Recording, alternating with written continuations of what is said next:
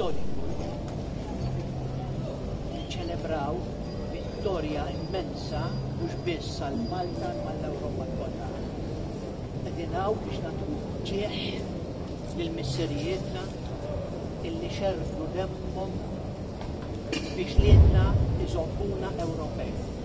Għax kieku tinfed dik il-battalja dik aħna musulmani bil-konsekwenzi kollha li din iġib magħha.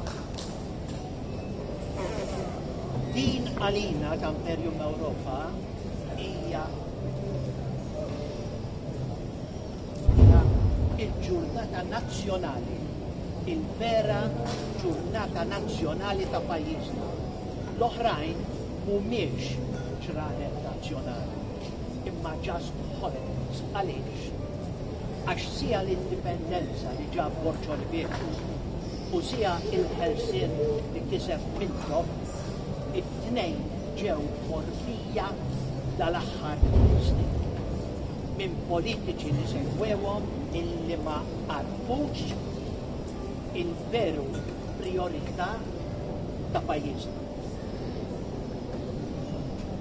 Għaddejjin minn assedju ieħor, assedju iktar sottili, iktar letali, għaliex fil-waqt illi missirijietna l-għadu kienu jaraw from the top of the pastures. Illum l-għadu huwa iktar sottili. Mhux tal-li maħniex insommuh tal-għadu, tal-li qed immorru 70 mil il-bot minn xdumna, niġbruh, indaħluh, nindugraw l-isptarijiet tagħna b'xejn, noffrulu skejjel b'xejn, nistfawh iktar mill-pensjonanti tagħna u minn fuq l-ingratitudni li qed naraw. Il-pulizija jsofru Maltin kuljum ġlied dan hu l-għadu li qiegħed fostna li aħna ta' Imperium Ewropa determinati illi insalvaw u innatfu lil Malta minn dal-għadu li diġà qiegħed fostna l-eluf tiegħu.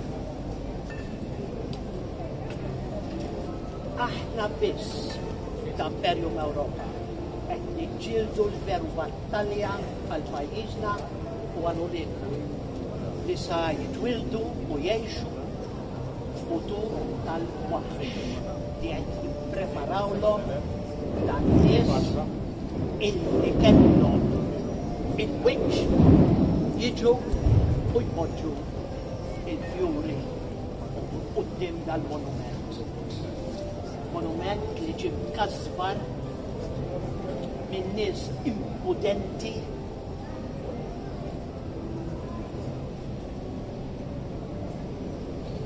which sfaċċata għal sena sħiħa fejn monument bħal dan li għalina ta' Imperium Ewropa huwa l-ekwivalenti għas-Senota ta' Londra jew l-Altare della Patria tal-Italja ta' Ruma, monument bħal dan li jiġbor ta' encapsulates is-sentimenti ta' poplu sħiħ jiġi mkasbar użat b'nerba nies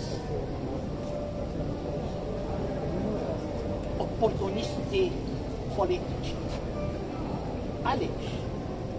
Perché mancava lo Stato. Manca lo Stato, fejn hu l-Istat? Kif jippermetti tal-aġir? Kif b'insolenza bħal din wiċċ il-poplu Malti? Meta aħna nkunu l-Ewropa sen oħra se nagħmel kollox biex dal-jahar illum niwettqu u biex l-8 Settembru tkun l-unika festa nazzjonali ta' Malta u tal-Malti. Viva Imperium Ewropa, viva Malta, viva ġensna.